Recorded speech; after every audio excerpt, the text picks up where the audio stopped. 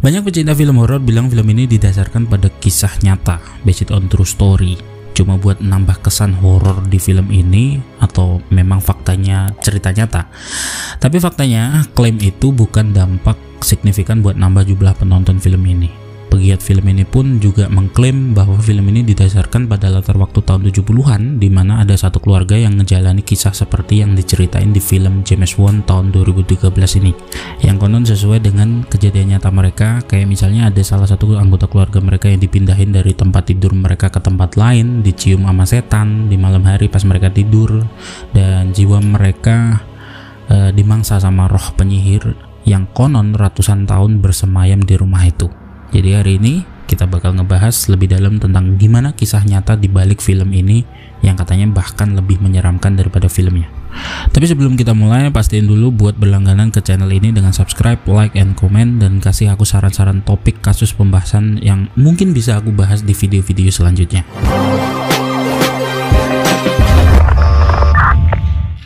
Pada tahun 1971, Roger dan Carolyn Perron bersama kelima putri mereka, April, Cindy, Christine, Nancy, dan Andrea pindah ke rumah baru mereka yang terletak di Harrisville, Rhode Island. Kalau kamu pernah nonton Conjuring, pasti udah tau lah gambaran lokasi rumahnya dan daerah sekitarnya cuy. Tapi fun fact-nya adalah hal pertama yang aneh yang terjadi ke mereka nggak ada hubungannya sama persetanan dan kehantuan, tapi sebuah nasihat dari tetangga-tetangga dekat mereka yang bilang, demi keutuhan keluarga kalian mending kalian nyalakan lampu di rumah kalian meski itu siang hari. Itu nasihatnya. Nggak lama setelah dapat nasihat begituan dari para tetangga-tetangga di sana, mereka akhirnya bersentuhan secara langsung dengan entitas gaib pertama mereka beberapa hari setelah tinggal di sana. Kayak misalnya mereka selalu dihantui tiap waktu gitu loh, dengan penampakan atau suara-suara gaib. Peristiwa-peristiwa mengerikan itu bersumber dari kehidupan masa lalu pemilik rumah itu yang katanya seorang penyihir cuy. Barang-barang di rumah gerak sendiri dan suara-suara gaib sebenarnya biasa aja ya buat ngedeskripsiin sebuah rumah tua. Tapi kata Cynthia Perron, salah satu anak dari Carolyn, banyak hal yang terjadi di rumah itu katanya. Hal-hal kecil yang sebelumnya dianggap biasa aja tapi lama-kelamaan kerasa serem. Kayak contohnya tiba-tiba anak dari Carolyn yang paling kecil punya teman fantasi di kamarnya, yang mana Carolyn sering denger anaknya kayak lagi ngobrol sama orang lain. Tapi giliran digap ke kamarnya ya nggak ada siapa-siapa, alias anaknya itu ngomong-ngomong sendiri cuy. Terus beberapa anak Carolyn juga bilang kalau pas malam katanya ada orang yang jalan lalu lalang di lantai bawah. Dan yang paling bikin merinding cuy, katanya beberapa anak Carolyn yaitu Cynthia dan Andrea selama beberapa hari tinggal di sana dinina boboin sama hantu yang menjelma jadi Carolyn alias ibu mereka. Bahkan si hantu ini meluk mereka dan nyium dahi mereka pas mau tidur. Cynthia dan Andrea Perron ingat banget hantu yang meluk mereka, bahkan mereka juga ingat baunya katanya. Kata Cynthia, pas pertama kali pindah ke rumah itu selama 2 bulan pertama ada hantu wanita yang tiap malam datang dan nyium dia setiap malam di dahi dan meluk mereka. Awalnya dia pikir itu ibunya, tapi anehnya ibu jadi-jadiannya itu baunya kok kayak sabun gading gitu loh. Terus kadang kayak buah baunya, kadang kayak bunga gitu. Setelah belajar beradaptasi sama hantu yang mereka anggap gak bahaya itu, selang beberapa waktu mereka kedatangan sama entitas jahat yang mulai bikin mereka gak nyaman di rumah itu. Anak-anak Perron mengklaim bahwa mereka sering diserang sama entitas jahat ini. Contohnya mereka pernah dimasukin ke gudang sama entitas yang gak kasat mata. Dan sering pas mereka tidur malam, mereka serasa dibisikin orang yang ngomongin tentang mayat di dinding. Andrea bahkan mengklaim bahwa Cindy pernah nyamperin dia ke tempat tidurnya dan bilang kalau Cindy itu dibisikin suara tanpa wujud, yang menyatakan bahwa di tembok kamarnya mereka ada 7 jasad tentara yang mati terkubur di tembok itu. Pernah juga mereka terbangun di suatu pagi karena ada bau bangkai menyengat yang merebak di setiap ruangan rumah cuy, yang bikin semuanya bangun. Dan di saat bersamaan, kata Andrea, semua anak gadis Perron malamnya mimpi didatengin sama satu sosok laki-laki yang menyeramkan sekali yang menyiksa mereka dengan brutal. Jadinya Andrea dan saudara-saudaranya nolak buat memberi rincian konkret peristiwa itu pada interview pertama kali mereka waktu diliput media. Andrea cuma bilang bahwa ada sosok laki-laki menyeramkan yang bersemayam di rumah mereka, yang pengen Andrea dan seluruh keluarganya angkat kaki dari rumah itu saat itu juga. Tapi karena duit mereka udah habis cuy buat beli tuh rumah dan gak ada tempat lain buat singgah, dan lagian kalau numpang ke saudara kan ya repot juga kan ya, karena anak-anaknya juga banyak ya kan. Akhirnya mereka memutuskan buat tetap bertahan di rumah angker itu cuy. Dan seperti yang udah-udah, seluruh keluarga Perron mengalami pengalaman gaib sepanjang waktu di rumah itu. Carolyn Perron, istri Roger, ibu dari anak-anak Perron ini, kayaknya yang paling sensitif cuy sama roh-roh yang menghuni rumahnya. Dalam sebuah wawancara dengan The Providence Journal, dia mengklaim bahwa dia tahu ada banyak keanehan di rumahnya. Contohnya pernah ada sesosok wanita berwajah pucat, bergaun abu-abu muncul di samping tempat tidurnya cuy, lagi mengerang gitu, dan makhluk itu tuh katanya ngusir Carolyn beserta keluarganya keluar dari rumah itu. Mungkin itu sebuah petunjuk ya cuy, bahwa rangkaian teror-teror itu ya emang si penghuni gaib di sana nggak pengen Perron family ada di sana. Sosok gaib wanita berwajah pucat bergaun abu-abu itu di kemudian hari cuy diketahui bernama Bathsheba Thayer, seorang penyihir sekaligus pemilik rumah itu di awal pembangunannya, yang diyakini sebagai sumber malapetaka di keluarga Perron. Bathsheba juga diyakini adalah sesosok makhluk gaib yang berjenis poltergeist, yang mana cenderung melakukan kontak fisik ke manusia, dan dia juga bisa meng-create skenario jahat terhadap manusia. Ya mungkin aja Bathsheba sendiri mungkin satu dari sekian banyak sosok-sosok gaib yang ada di rumah itu. Tapi bisa jadi energi negatif dari Bathsheba membuat dia tampil agak dominan yang menciptakan ketakutan dan kengerian cuy. Andrea Perron, anak tertua di keluarga Perron, lalu lanjut cerita bahwa siapapun rohnya, dia tetap menganggap dirinya itu sebagai tuan rumah di rumah itu, dan dia benci banget sama semua entitas gaib di rumahnya karena sering membuatnya dan seluruh keluarganya itu ketakutan dan merasa terancam cuy.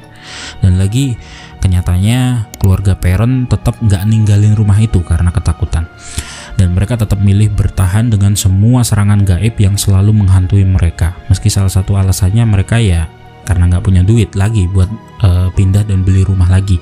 Tapi tetap ini adalah sebuah keberanian loh, ya kan? Karena kalau aku jadi mereka mungkin udah melambaikan tangan ke kamera lah, ya kan? Keluarga Perron menuduh bahwa serangan gaib yang mereka alami adalah ulah roh penyihir Bathsheba Thayer, yang awalnya dimulai dengan sentuhan-sentuhan fisik cuy yang gak bahaya, contohnya dicubit. Pernah tuh dicubit dan rasanya kayak tiba-tiba dari belakang ngerasa ada yang dorong sama sesuatu yang gak kelihat mata. Tapi gak berhenti cuma di situ cuy, makin lama interaksinya itu makin ngaco. Ya kayak ada yang berusaha nusuk pakai pisau dan berusaha nyelakain satu persatu anggota keluarga Perron. Yang mana inti tujuan dari itu semua hanyalah buat supaya keluarga Perron ini nggak kerasan tinggal di sana dan pergi. Cuma nggak peka aja ya setan-setan di sana ya, bahwa Perron family ini bukan karena berani dan kuat, cuma karena nggak punya duit lagi ya. Mereka kuat-kuatin lah ya kan. Harusnya setan-setannya kasih duit sekarang sekarung gitu loh, hasil dari pesugihan, mungkin langsung mereka pasti pindah tuh. Itu pada nggak ngeh aja setannya cuy. Dan lagi-lagi nggak berhenti di situ aja, setan-setan di sana termasuk Bathsheba sampai bingung buat ngusir mereka pakai cara apa. Akhirnya Bathsheba nemuin cara mengerikan yang mungkin bisa ngebuat mereka angkat kaki dari situ cuy suatu hari, yaitu nyoba buat merasuki tubuh Carolyn, sama kayak di sebuah adegan di film Conjuring yang pertama. Karena semua udah Bathsheba lakuin buat ngedapetin apa yang dia mau, mulai dari nakut-nakutin Carolyn, nyiksa secara fisik sampai ada bekas-bekas luka fisik di setiap Carolyn bangun tidur, dan semua itu gagal. Carolyn juga mengklaim cuy bahwa Bathsheba nyoba ngerasukin tubuhnya buat lebih nakut-nakutin anak-anaknya dan suaminya, yang kayaknya menurut Bathsheba adalah sebuah strategi yang efektif. Setelah masuk ke tubuh Carolyn, Bathsheba jadi makin kuat, yang juga di sisi lain fisik Carolyn semakin lemah karena kemasukan energi negatif dan terkuras secara emosional. Tapi bagian utama dari cerita ini bukanlah Bathsheba atau penyihir bergaun abu-abu yang sering menghantui keluarga mereka cuy, atau hantu sapu yang katanya nyapu dapur cuy setiap kali nggak ada orang di rumah. Tapi adalah bagaimana kisah horor keluarga Perron itu menarik perhatian Ed dan Lorraine Warren, para penyelidik paranormal atau cenayang yang ngebantu kesan rumah Amityville yang terkenal angker jadi rumah biasa yang bebas dihuni oleh siapapun. Sebagian besar orang percaya dan mengklaim bahwa keluarga Perron yang menemui Ed dan Lorraine secara langsung. Tapi menurut Andrea Perron, bukan dia atau keluarganya yang nemui secara langsung, melainkan ada kerabat yang pernah nonton Ed dan Lorraine secara live pas diundang sebagai pembicara di Putnam, Connecticut. Cynthia Perron juga setuju sama pengakuan kakaknya dan bilang kalau kerabat keluarganya itu bernama Barbara yang lagi nonton live pas Ed Lorraine jadi pembicara, dan ketika udah kelar si Barbara ini langsung nemuin Ed Lorraine di backstage dan menceritakan kisah keluarga Perron. Lalu Lorraine pun ngasih nomor telepon ke Barbara buat dititipin ke salah satu anggota keluarga Perron, karena Lorraine ngerasa nggak enak kalau tiba-tiba dia datang ke sana ujuk-ujuk gitu. Takutnya dari pihak keluarga juga ngerasa nggak nyaman atau gimana gitu. Singkat cerita, Roger, suami dari Carolyn, pun langsung menghubungi Ed Lorraine dan pasangan itu pun langsung datang buat menyelidiki kasus itu. Pas Lorraine Warren pertama kali masuk rumah keluarga Perron, dia udah ngerasain hawa gelap cuy katanya, dan kehadiran sosok-sosok gaib yang ada di rumah itu. Roger bercerita pada saat itu Ed dan Lorraine Warren membersihkan rumahnya dari energi negatif dan melakukan pemanggilan arwah dengan Carolyn di basement. Sayangnya pemanggilan arwah itu nggak berjalan sesuai rencana cuy, dan ngebuat semuanya jadi makin kacau. Dan setelah itu Ed dan Lorraine berkunjung ke keluarga Perron bentar-bentar doang selama dekade setelahnya, tapi mereka nggak pernah bisa memperbaiki apapun di sana karena Lorraine nggak pernah secara terbuka mendiskusikan apa yang sebenarnya terjadi di rumah itu, terutama kejadian pemanggilan arwah di basement pada saat itu. Yang jelas dia mengklaim bahwa proses di basement keluarga Perron membuatnya sangat ketakutan dan mengganggu pikirannya berbulan-bulan cuy. Andrea Perron juga menguatkan cerita Lorraine. Andrea mengklaim bahwa dia secara diam-diam ngintip ke basement pas pemanggilan arwah dan dia mendapati ibunya yang lagi kesurupan arwah Bathsheba ini terlihat sangat menyeramkan cuy katanya, dan terlihat seperti bukan ibunya lagi. Bahkan Andrea sempat berubah cara pandangnya ke ibunya setelah peristiwa itu. Andrea juga cerita kalau katanya ibunya bicara bukan dengan bahasa yang biasa. Katanya Andrea itu terdengar kayak bahasa di luar dunia yang manusia sendiri nggak ngerti apa maksudnya, dan juga dengan suara yang bukan dari suara ibunya. Tiba-tiba juga kursinya keangkat dan terlempar ke seberang ruangan cuy. Kalau kalian pernah nonton film Conjuring pasti inget ada adegan petak umpet yang dimainin sama Carolyn dan salah satu anaknya. Lalu pas Carolyn ditutup matanya, dia dipermainkan sama salah satu sosok gaib di sana dengan mengikuti arah suara tepuk tangan yang mengarahkan dia ke sebuah lemari di kamar anaknya. Yang ternyata anaknya nggak ngumpet di situ cuy, tapi jelas suara tepuk tangan itu mengarah ke lemari itu. Tapi kisah sebenarnya ternyata lebih serem dari yang di film. Cynthia Perron cerita bahwa suatu hari dia sama kakak-kakaknya pernah main petak umpet di pekarangan rumah mereka, dan dia sendiri ngumpet di sebuah kotak atau box tanpa kunci kait dan lubang ventilasi. Nah, pas selang berapa lama kok nggak ada yang nemuin dia, Cynthia pikir mungkin tempat ngumpetnya itu terlalu sulit kali ya, makanya kakak-kakaknya nggak nemuin dia. Jadinya dia berinisiatif buat pindah dari tempat persembunyiannya dari kotak itu ke tempat lain yang mungkin bisa ditemuin sama kakak-kakaknya. Pas Cynthia mau ngebuka pintu kotak itu, ternyata pintunya kekunci, susah dibuka, dan dia berusaha tendang-tendang, akhirnya sampai lama nggak kebuka-buka, dia sampai nangis histeris dan teriak sekeras-kerasnya sambil nendang-nendang pintu, dan pintunya tetap nggak bisa kebuka. Untungnya 20 menit kemudian adiknya Cynthia, si Nancy, datang ngebuka pintu kotak dan akhirnya kebuka. Menurut pengakuan keluarga Perron yang asli, mereka masih dihantui sama Bathsheba Thayer cuy selama proses pembuatan film Conjuring. Ceritanya seluruh keluarga Perron yang asli juga ikut diundang ke lokasi syuting, ke set. Awalnya mereka semua mau nih pergi ke sana, tapi pas mau berangkat, kedua kaki Carolyn tiba-tiba kesemutan dan dia akhirnya berubah pikiran cuy. Dia berkeyakinan kalau masih ada entitas-entitas jahat yang nggak pengen dia dan keluarganya ke sana. Sebenarnya nggak sulit ya membayangkan gimana takutnya dan paranoidnya mereka mengingat apa yang udah terjadi selama ini ke keluarga mereka. Pastilah ngebuat mereka ngeri balik ke rumah itu, trauma tuh pasti ada lah ya kan. Andrea Perron juga bercerita bahwa pas pertama kali kisah horor keluarganya itu diliput media, pas lagi wawancara tiba-tiba ada angin gede berembus kenceng ke arah mereka dan sampai ngerobohin lampu kamera dan apapun yang ada di sekeliling mereka. Sampai-sampai ibunya si Carolyn kebanting ke tembok sampai pinggulnya patah cuy. Mereka anggap itu bukan angin biasa cuy, tapi sebuah kutukan dari Bathsheba. Carolyn lalu dibopong untuk diantar ke rumah sakit. Dan ketika di rumah sakit, Carolyn berpandangan kosong dan cuma bilang kalau ini ulah dan kutukan Bathsheba. Yang mana menurut Carolyn, Bathsheba nggak pengen diekspos media. Menurut Andrea Perron, sebenarnya mereka semua tahu rumah itu tuh angker dan nyimpen masa lalu yang kelam di awalnya. Dia juga bilang kalau orang yang tinggal di rumah itu sebelum keluarga Perron juga dulunya terkesan terburu-buru ninggalin tuh rumah yang mereka yakini karena ketakutan. Buktinya di rumah itu masih ada mobil, perabotan, dan sejumlah pakaian di lemari milik pemilik lama. Masih ada di sana pas mereka pertama kali masuk ke rumah itu.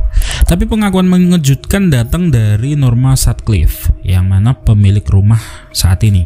Katanya rumahnya nggak angker kayak di film-film katanya.